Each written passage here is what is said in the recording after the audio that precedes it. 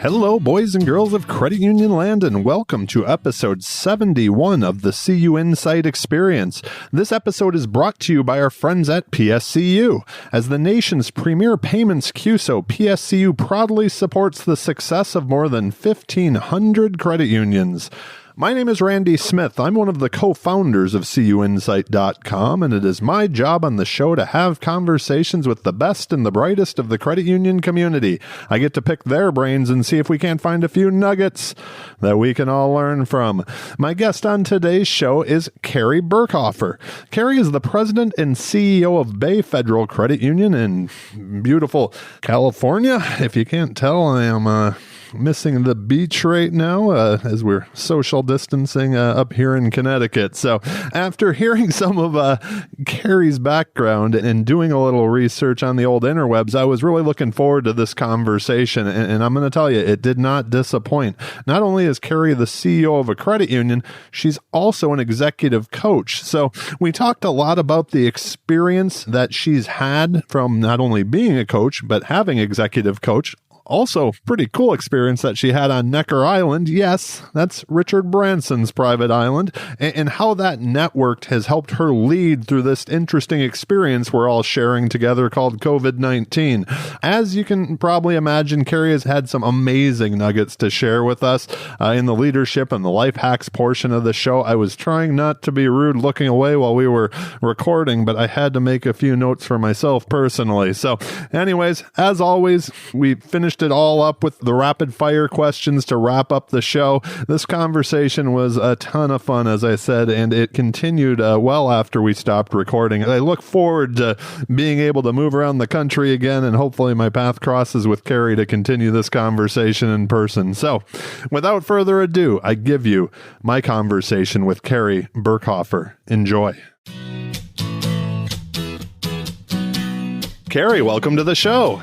Thank you, Randy. Interesting times we are all living through here. So it really does. It opens us up to so many different directions that we could go. The one place I did want to start, though, was when Jill introduced us. She talked about the leadership training and executive coaching side of things that you've dealt with and been through. And I wanted to ask, just by starting, how has that helped you lead in this crazy experience that we're all sharing together? Thank you. I have had the honor of going through executive coaching myself, and now being part of a company that I've started, in addition to being CEO of a credit union. We started Centrina Leadership, and it was with an executive coach that I met on this amazing experience I ended up having on Necker Island with Richard Branson. Jeez, that's right. It was really cool. And I met Suzanne there, and I ended up hiring her as my executive coach. And all of the work I did with her has been so helpful as I've kind of gone through a lot of experience as a CEO. And then I got to a point where I think it was like a midlife crisis. I think I started to realize, what is the purpose of my life? What am I doing? Is this it? Some of those kind of esoteric questions. And I got really good clarity about what my role is. And a lot of it has to do with leaders getting outside of their own head. You get stuck in your own head. You're thinking about yourself, even before I did this podcast, I was nervous. I'm thinking about me, what if I sound dumb? But it's really about helping other people. That's what leadership is about. It's about giving yourself so others can shine and they can do their best work. And I've learned so much about that. And it's funny how these kind of situations that we're in right now give us so many lessons to learn. I keep thinking I've learned the big lessons, and here they come again, right? Here's a whole new set that we have to deal with, right? Exactly. And I think the biggest essence of leadership that I've learned over the years is to first know yourself, understand what that inner voice is always talking to you about, and try and tame it. And then before you respond to something, you choose yourself. So you're not always just responding without thinking.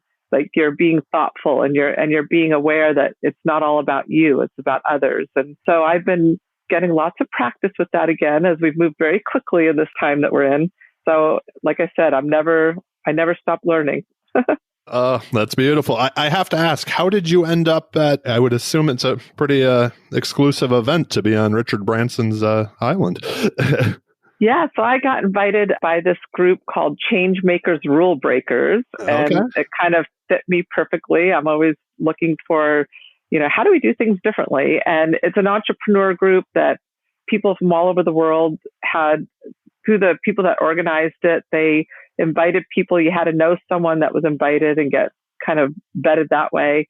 And you pay money for sure. It's not cheap. But I found out that it's much, Richard's pretty smart. He took his dream island that he lives on and he turned it into a way to sustain his lifestyle by inviting groups of people there. And so almost every week there's a group of people that come on the island and have an experience, and it's curated. It's really fun. He's a really fun person. You can experience living there, and also he likes to make it so that he learns as well. So he participates with you. And this was an idea sharing group. I ended up talking a lot about culture and building an organization, but other people are there for, at the time, blockchain was really big and cryptocurrency. Yep. I mean, it still is, but it was the height of it. And it's only like 20, 25 people at a time. So I made lifelong friends from all over the world in my 1 week that I was there, and just had an amazing experience. I love that.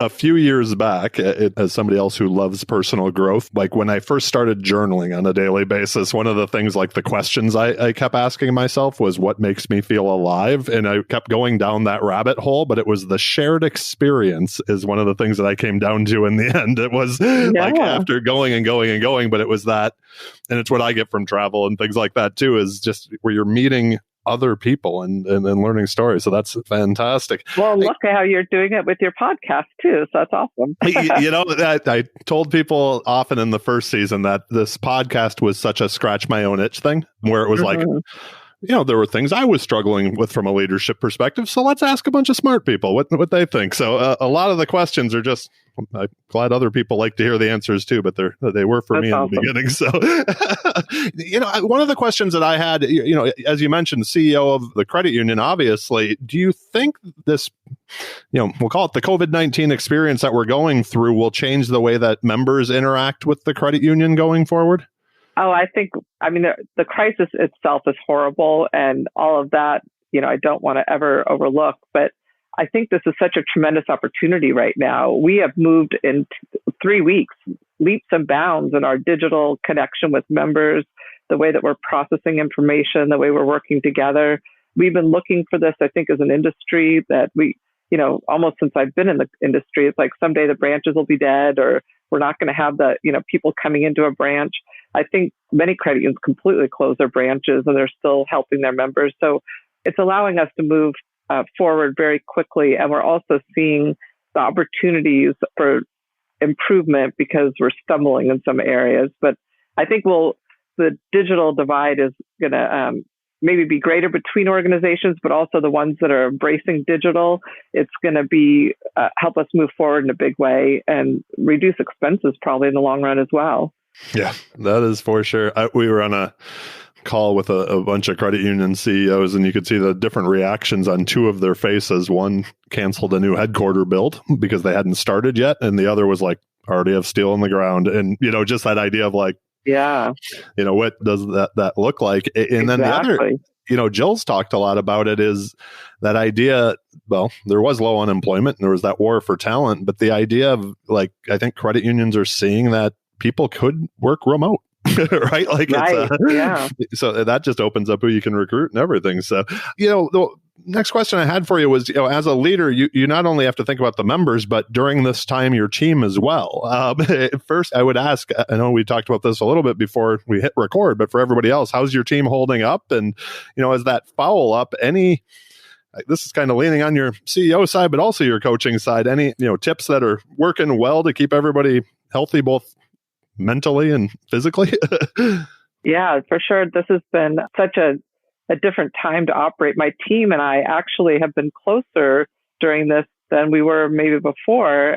We used to meet monthly. I'm not a big fan of meetings, so I would, set direction and then we would check in, and a lot of informal meetings and projects moving forward. We meet daily now. We have a 1-hour daily call, and it's been great. I look forward to it. We're probably going to back off a little bit going forward just so we can get some stuff done. But in that first couple of weeks here, we were making decisions quickly, and we had a lot of decisions to make. One of the things I learned was, and through leadership always, is making sure people are okay. Do they have everything they need? Are their family situations okay? And understanding and connecting with them throughout the organization, making sure people's needs are met. That's where I have a lot of passion, is caring about other people. And so we spent time as a leadership team first checking in on all of our teams and making sure everyone's all right. And then something I learned too in this process is to get out of their way a little bit. I was making decisions because they were looking for me to make some of them, but then I fumbled on a couple, and I spent like a weekend thinking about, wow, we just made this really big decision that is going to have a big impact to income. It'll help members, but maybe they don't need the level of help that I just said that we're going to do. And I kind of told them, like, I'm putting my foot in the ground. We're going to do this. And, everyone was like, okay, well, we have some thoughts about it. And I finally overrode them. And then I thought about it over the weekend, like, oh, I think I moved too quickly. I started to think through my own decision. And so we came back with a new process that I implemented, where everyone can bring forward a thought on something, but they need to write it out and present it to the team and get other people's feedback on it. And we kind of came up with the phrase, which I heard before somewhere else, and I wish I knew who said it. I could probably look it up, but it's go slow to go smooth, because smooth is fast.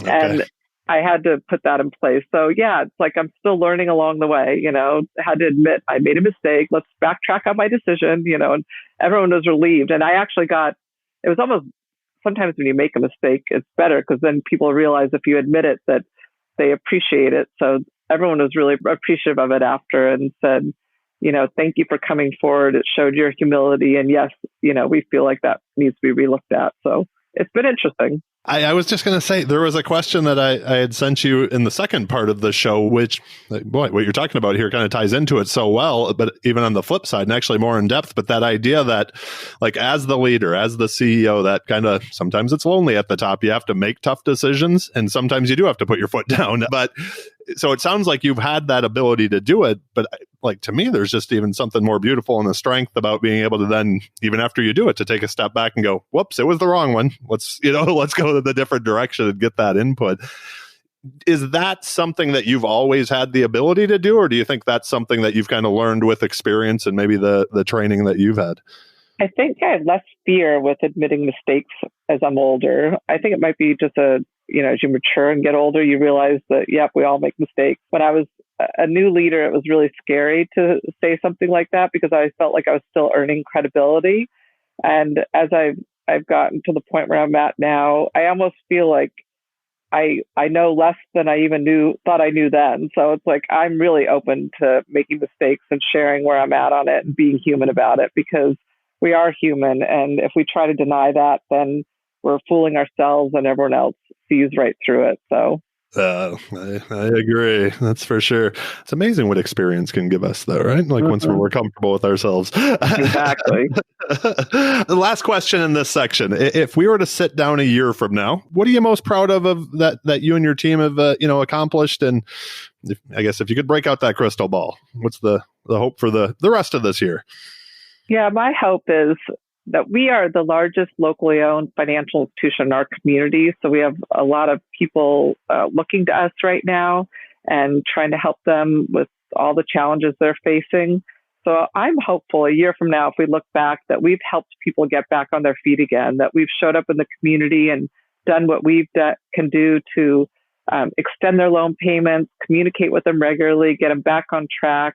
If we get through this without a huge increase in delinquency or the whole world falling apart like I went through during the recession, it felt like I will be so pleased and proud. And my team is working really hard to get there. So we'll do whatever we can, hopefully, to make that happen. That is a good goal. That's a good goal for, I think, all the credit unions out there. All of us, quite honestly. Yeah, exactly. I'd like to move on to the second part of the show, the leadership and life hacks. I was really, knowing your background, I was so excited for this part with you. What inspired you originally to take the gig as president and CEO of Bay Federal Credit Union? Well, when I started my career, I was an auditor of credit unions. So many of you know Gene O'Rourke. Gene O'Rourke was my boss, or actually it was Mike Sacker, who worked in the LA office, but Gene was up in San Francisco and started this O'Rourke and Clark accounting firm, consulting. And I got the job right out of college. I didn't even know what a credit union was.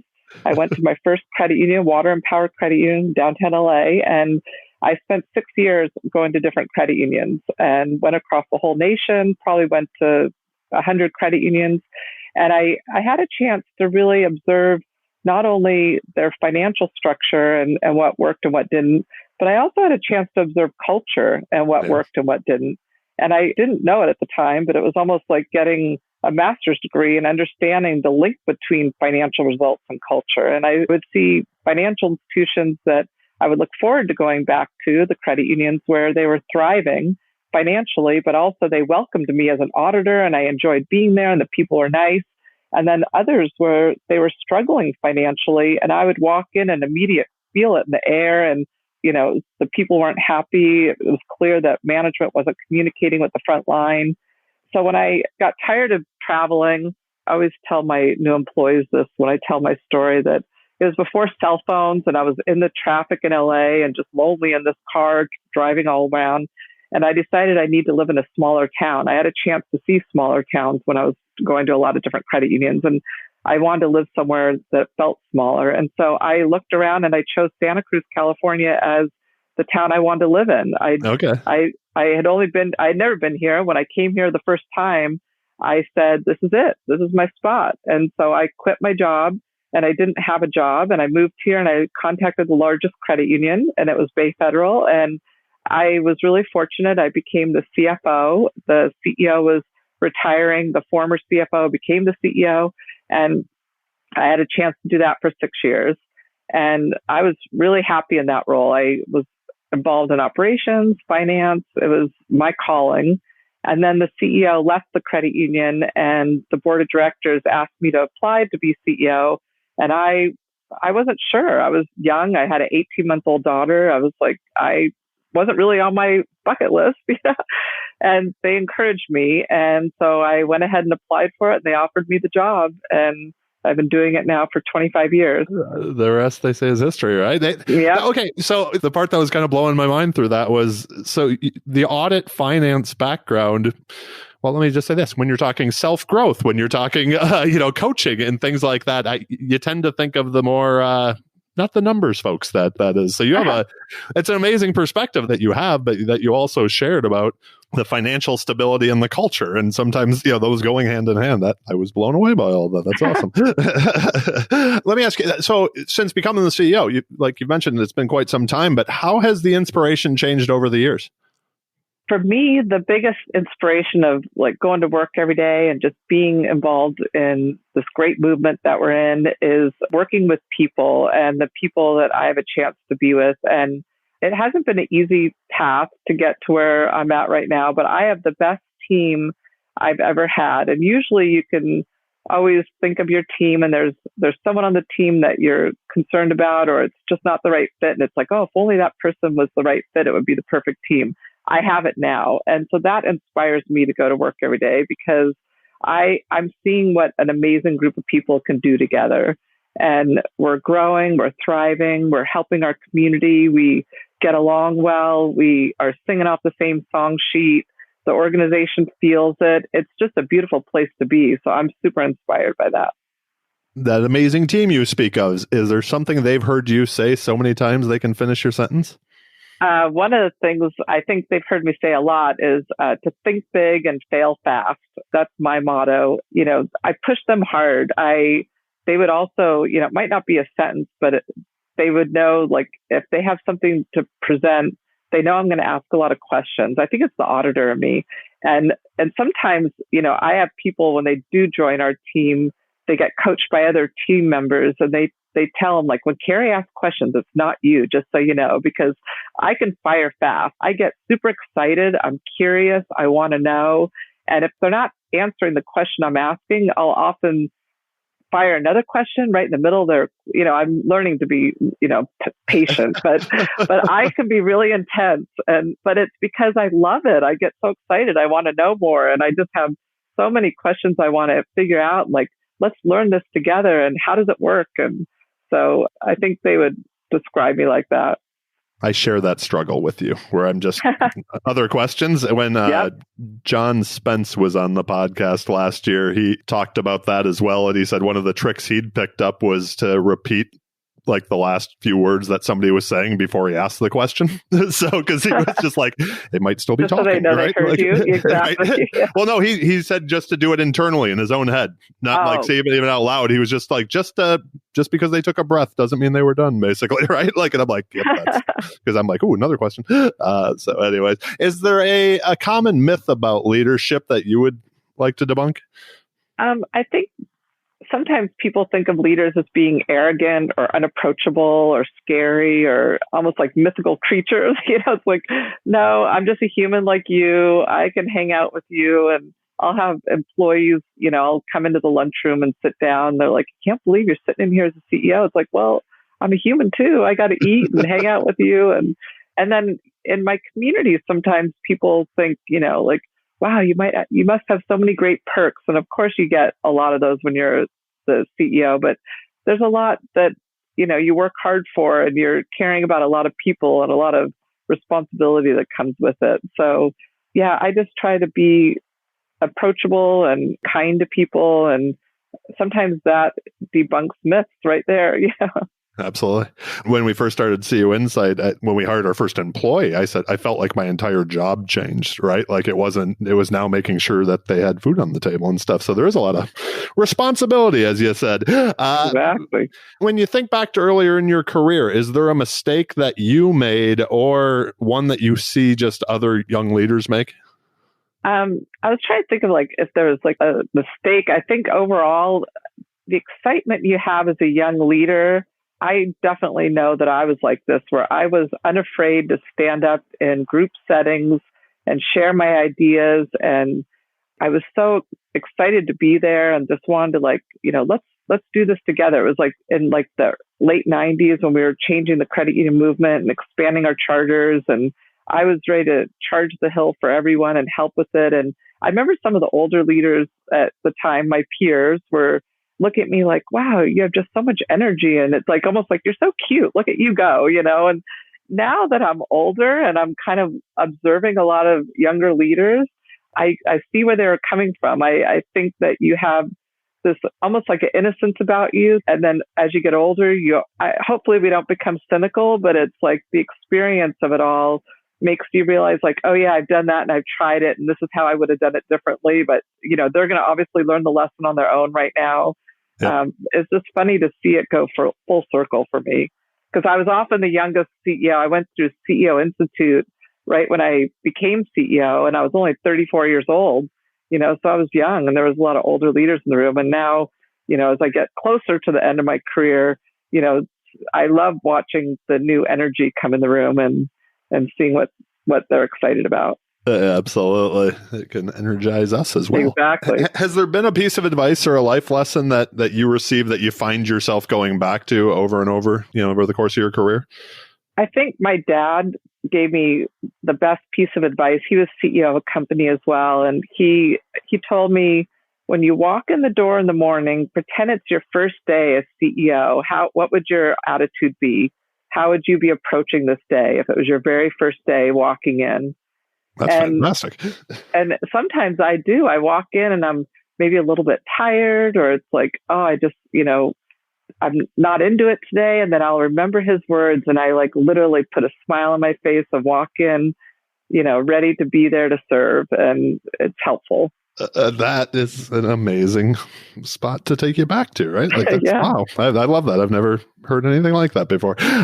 One of the things that I noticed on the first season was how important mentors were in many of the leaders' lives. Did you have a mentor? Do you have mentors? Like, what does that circle that you learn from or look like to you? Yeah, for sure. My dad, I mentioned him just now. He definitely was a mentor and still is. My mom passed away 6 months ago. And so I've been kind of a mentor to him now. And it's been interesting, just our relationship and how it's changed, but we've become extremely close. And we never used to talk before. When he would call me, I was like, oh, something's wrong. Dad called me, not mom. So now it's like, it's super hard that we lost my mom, but it's also really neat that I've gained my dad kind of in the process. So yeah, he's been a great mentor. I mentioned Mike Sacker. He was my first boss. He teases me now because he's like, yeah, I kind of raised you because I was 22 years old when I first started working with him, and I didn't have any concept of being professional. So he taught me, and we have a running joke between us because he almost fired me because I thought time off, like even sick days, meant you could take a mental health day. So I went to the beach one day instead of going to work, and he was so over that, and he almost let me go, and he coached me instead. And now he's so proud that he did, I think, because I'm still here in the industry. I feel like mental health days are more accepted now. So yeah, they probably you're just ahead of your time, right? Exactly. That's a kind of a great running joke that you guys have. And the next question kind of ties into there, though.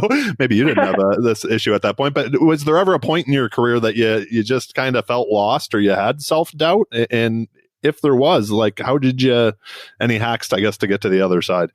Yeah, I think I mentioned it in the beginning. I went through that like 3 or 4 years ago. I lost, not focus, but I got to a point where, like, what is this all about? And I felt like I wasn't doing enough. Like, is this enough? What am I doing? Am I really making a difference? And I think it's just because I've been in this career for so long and it felt comfortable to me. And so working with my coach, I got uncomfortable again. I learned more about myself. I realized that some of those feelings that in my head were blocking me from being really effective at what I need to do, which is help others. I've had this tremendous opportunity and honor to be in this role that I am in my community and at the credit union. So how can I serve? How can I be there for other people? And if that's what we do in our whole life and we help other people and help them be successful, then I think we've made a big difference. And so it was good to get that clarity. If this is too personal, the question, I just tell me to mind my own business. But was there something that happened 3 years ago to kind of push you over the edge to look for more? I think it's almost like something that didn't happen. Okay. It was like 10 years ago, I went through the recession pretty hard. Our credit union, went through it in our area. House prices dropped, in some cases, 50%. The credit union was growing rapidly, so our capital was a little thinner. We were over leveraged. I had liquidity issues. We just went through everything. Yeah. And it was a really intense time.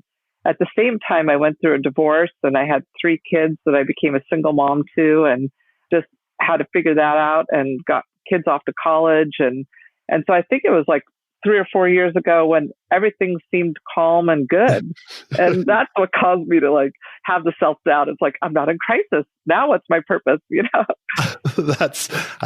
By nature, I tend to get bored. So yeah. It's like, I need activity and things. So I can see when everything's going fine, I'm like, well, what else can we do? What can I break now? What is the typical workday look like for you? Let's say, I don't know if this is even a good question for today with what we're all going through because there's no typical, yeah. But so maybe the flip side of that, like, what does that perfect, work day look like for you? I think the typical day, which is kind of a little harder for me, is spending a lot of time on email. And right now it's like Zoom meetings. Yeah, I mean, that's right. Wiping me out. It's really hard. I'm reading about it. There's actually a whole syndrome where it's paying attention to people and their faces and their backgrounds. It is a lot for your mind to process. And then email too. I can get like just overwhelmed by staring at my computer all day. So I guess the perfect day for me, the days where I get like that total excitement and charge, are several of them. One of them is I greet every new employee on the day they start. So we start employees always the same day every month. And we have a week-long orientation, and I'm there at the door at 8:30 welcoming them and learning who they are, and they get to hear from me along with the training team. And I always love those days. That's a great way to start the day. That's fantastic. And we also run like all staff meetings once a month where we can get all together. This time we did it this month on Zoom, but when I'm with other people and I'm connecting with my team, definitely I feel like that's a much better day than just staring at my computer all day. I think that's really cool. When Chuck Fagan was on the podcast, he goes to every new orientation at PSCU just to welcome everybody, right? So yeah. It's a cool habit to have and to continue. Before we move on to the last part of the show, if you have a free day, there's nothing on the calendar, what passions do you have outside of credit unions, and what does Carrie do to recharge?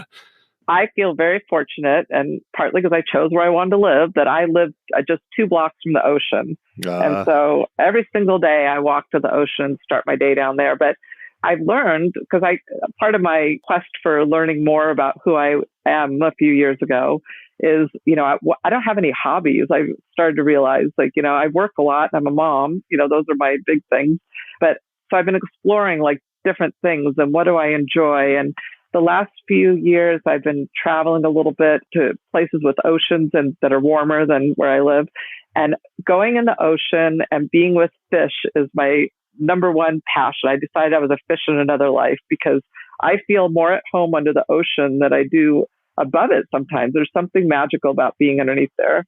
You're speaking my language. Are you a diver? I'm a snorkeler. A snorkeler? Yeah.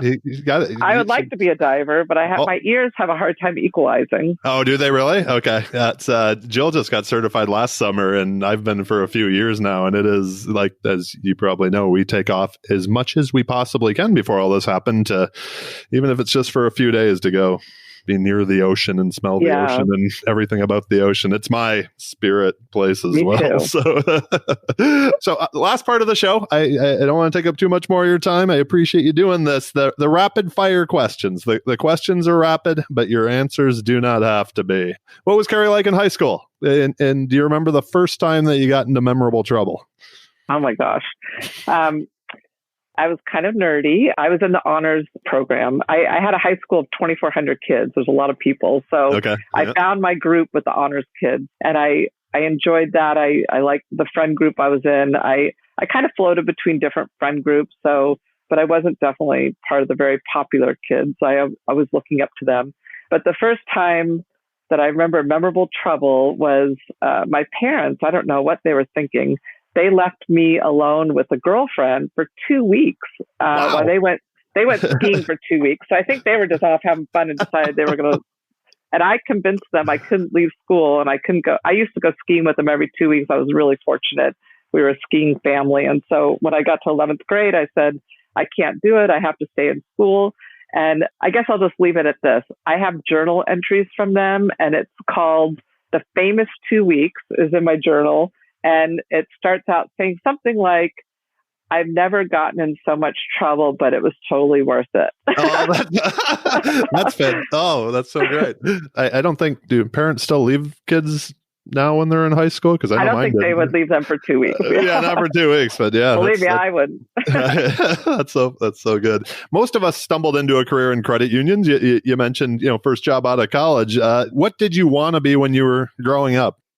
I went to UC Santa Barbara and I enrolled as a journalism major because I wanted to be a broadcast newscaster. I wanted to be on the nightly news. That was my goal. Did you pursue that at all, or I spent a year with journalism, and then my dad, being a great mentor, said, journalism's great. I mean, there's nothing wrong with it, but it was in the 80s, and he said, accounting is something that if you're interested at all in, there's not enough women accountants, and I think you can make an incredible career being an accountant. And I had done a little bit of bookkeeping in high school at a pharmacy where I worked in the office, and I enjoyed it. So I tried accounting, and I thought I liked it a lot. I was like, you know what, it comes easy to me. So I listened to my dad. I was going to say, it sounds like it was pretty good advice, and the path of journalism has changed so much over the past couple decades. That it probably was a fantastic advice now in hindsight too. You mentioned taking the walk down by the beach. Any daily routines that if you just don't do, your day feels off? I think that would be it. What's neat now is that I've added a nightly walk down to the beach because I can be off work at 5:36 and I'm home. So I could just head on down and go twice a day. So I'm enjoying that. Our dog is sick of us being home all the time from so many walks just to get out of the house. So he's like, I'm 12. I don't need to go on 4 walks a day. The random question. What's the best album of all time? That one you can listen to without skipping a song. Oh my gosh, when I thought about this, it brought me back to my yellow shag carpeting in my bedroom when I was a kid, lying with my headphones on. It's probably why I have hearing loss now. I have several. One would be Carole King Tapestry, always a go-to. Cat Stevens' Greatest Hits. Yeah. David Bowie, Ziggy Stardust, Led Zeppelin, Stairway to Heaven. But I think when I went through this, I thought about it.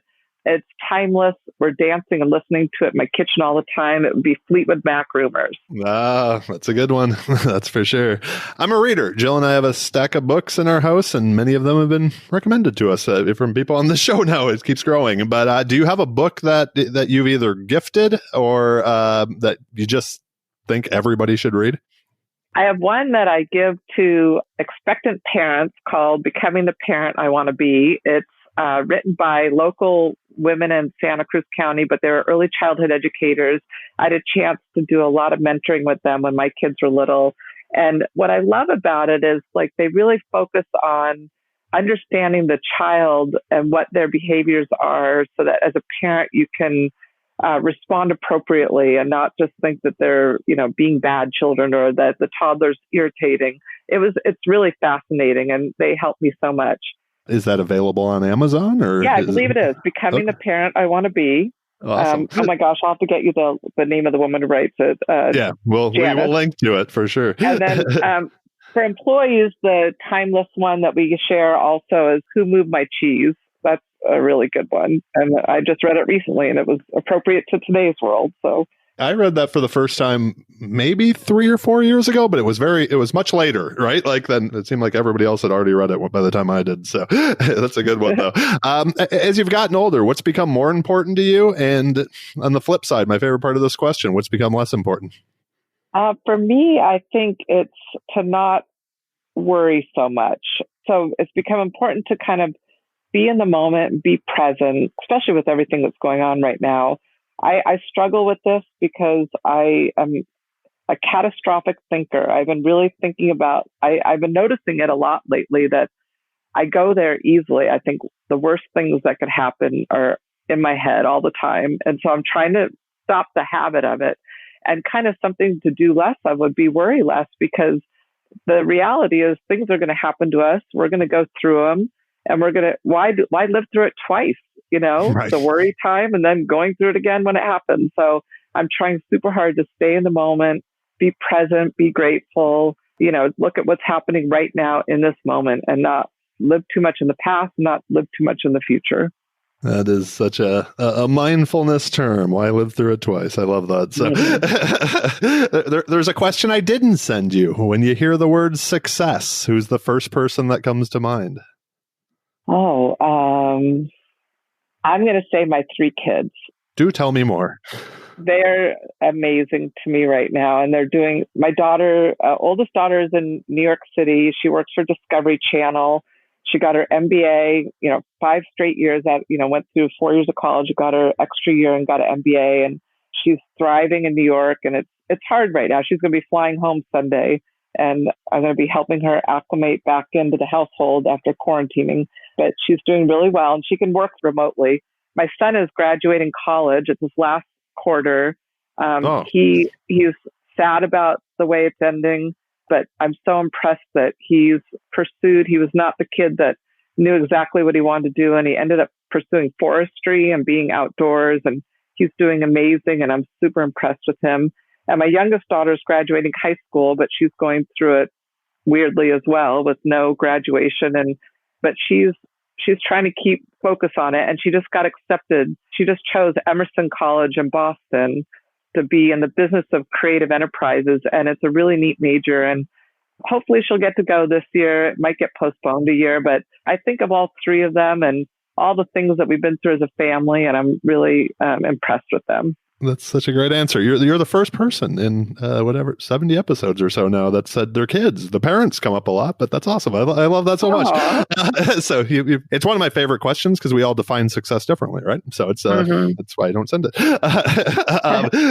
Well, Carrie, thank you again so much for being on the show and taking the time out of what I know is a crazy busy day right now and sharing your story. The last question that I have for you: do you have any final asks of our listeners today, or final thoughts you'd like to share?